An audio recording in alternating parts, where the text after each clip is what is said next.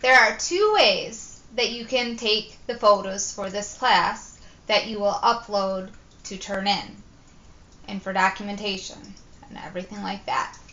So the first thing would be to use a really good DSL camera, and when you do that, you want to make sure that you put your feet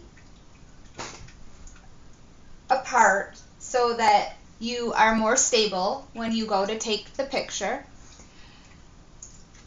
And you want to hold at the top of the camera and hold underneath so you don't move. You also need to angle the picture or angle the camera at the picture.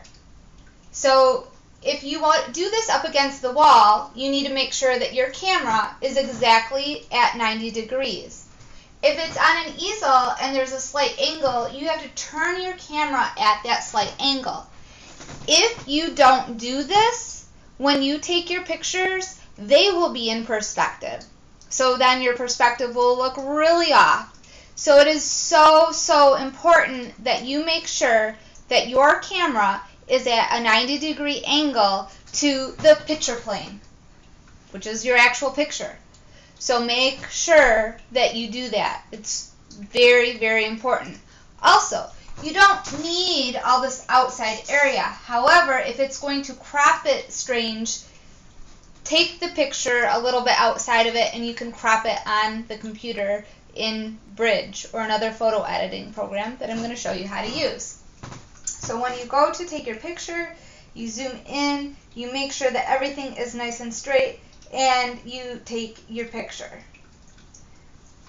Then, if you're using a camera like this, you take your card out, you put the card into your computer, either because your computer has a spot for you to put your card in, or you buy one of those external card readers and put that into your computer that way.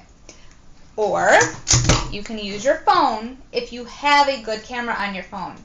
If you have a good camera on your phone, you can still edit it on your computer. You can also edit sometimes right on your phone. However, there's a lot more that you can do in Bridge to help make your picture exactly the way that you see it in real life. Okay, things like being able to change your white balance and exposure and things like that. So now, if I'm going to do this on my phone, I have to make sure that this is exactly lined up. So that means that these edges of this box, which are in two-point perspective, they must be parallel to the sides of my camera. So when I go to zoom in on this picture, I need to make sure that I'm doing that, and then take. Now, wherever you stored this photo, so I have it on my iPhone, I need to go to that folder. It could be that you put it on your desktop. Wherever it is, go find the folder. If it's your phone, you need to make sure that you granted the computer access to it, and then go find the folder. It's probably going to be in the most recent folder. Find the photo that you want, and you can drag it right onto your desktop.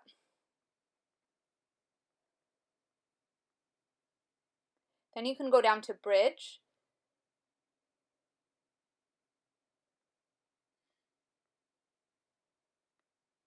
Click on it and open it up.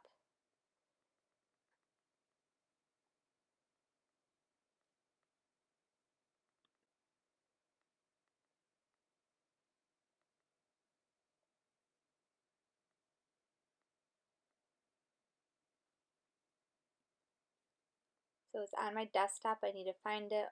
Right click on it or go up to File, Open in Camera Raw. And if you right click on it, you also open it in Camera Raw. Now you can crop it. There's different selections within the crop. Click on normal, and then you can have it be any size you want. Then if you click on the crop tool, it'll just go out, although you don't have to do that. Now I can come over, and usually I will hit clarity a little bit. And if you need contrast, if you need to bump or play with the exposure, you can. I think this one was fine, but you have that ability. You can also, like this, I chose to open this picture up because it had a little bit of color. So you can change your saturation, and sometimes just bumping up these things just a tiny little bit will get it closer to the way the picture really looks. Sometimes it doesn't need it. You can also play with your white balance in these sliders. Once you're happy with everything and everything looks how you want it to look, then you can say open image. It's important that you say open image, because otherwise it's just doing it in Bridge and not saving it into Photoshop. Now it's open in Photoshop, and if I need to crop it anymore, I can go and I can do that to make any changes.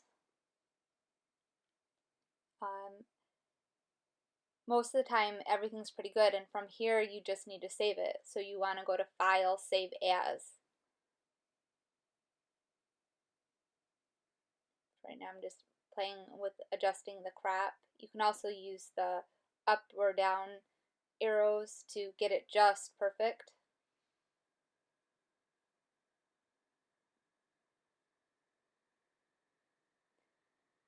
There is a perspective crop, but I really prefer that you take the picture the right way so that you don't need to use that.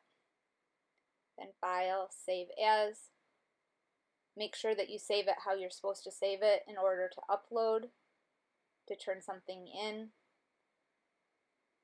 and then click Save.